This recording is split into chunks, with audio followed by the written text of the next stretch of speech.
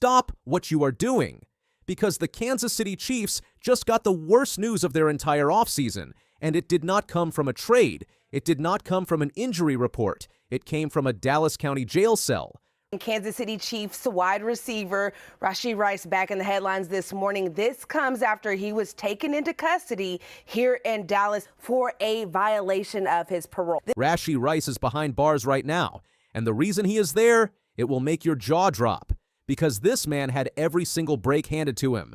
The system let him walk. The NFL let him walk. His own team kept defending him. He had a golden ticket. He had everything. And he threw it all away for something so unbelievably dumb that fans cannot even believe it is real. Stay right here, because this story gets crazier with every single layer.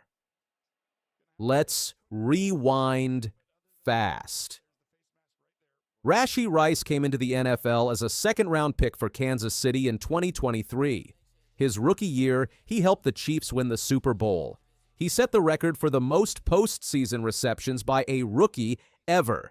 26 receptions, 262 yards in just his first playoff run.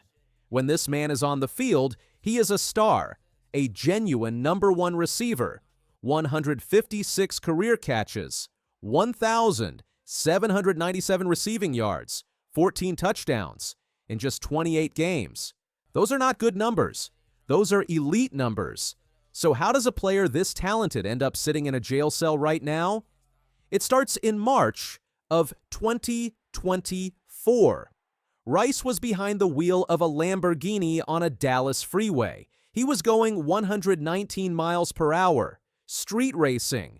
He caused a chain reaction crash that put multiple people in the hospital, and then he walked away. He did not stop. He did not check on a single victim. He just left. He eventually pleaded guilty to 2 third-degree felonies. The judge gave him a deal. Stay out of trouble for 5 years, and those felonies disappear from your record like they never happened.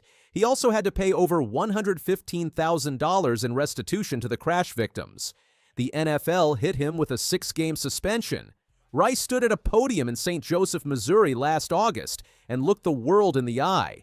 He said he had completely changed. He said he had learned from everything. He said he was a new man. That was 9 months ago. The twist nobody saw coming now here is where the story gets really dark. In January of this year, Rice's ex-girlfriend Dakota Jones went public.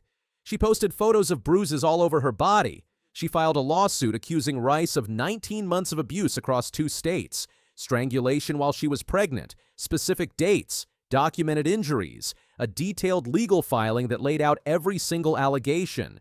The NFL opened an investigation. They had the photos. They had the dates, they had the lawsuit, they had everything.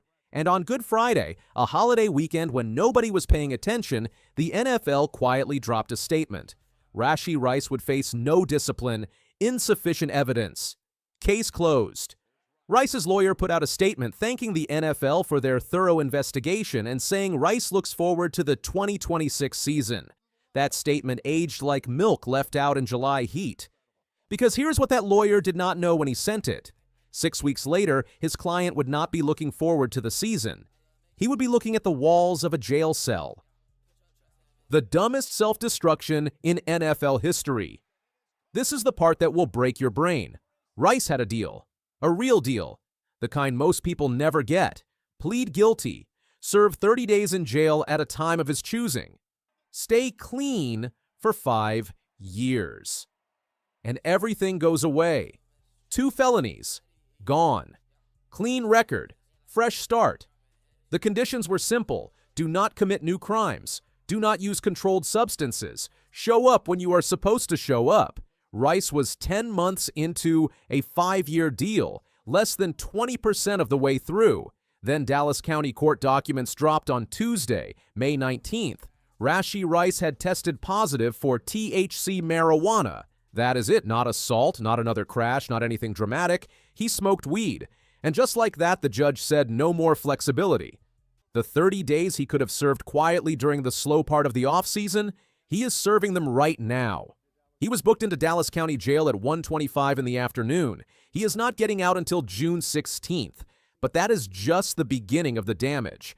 That deferred adjudication deal was his golden ticket to erasing those felonies forever.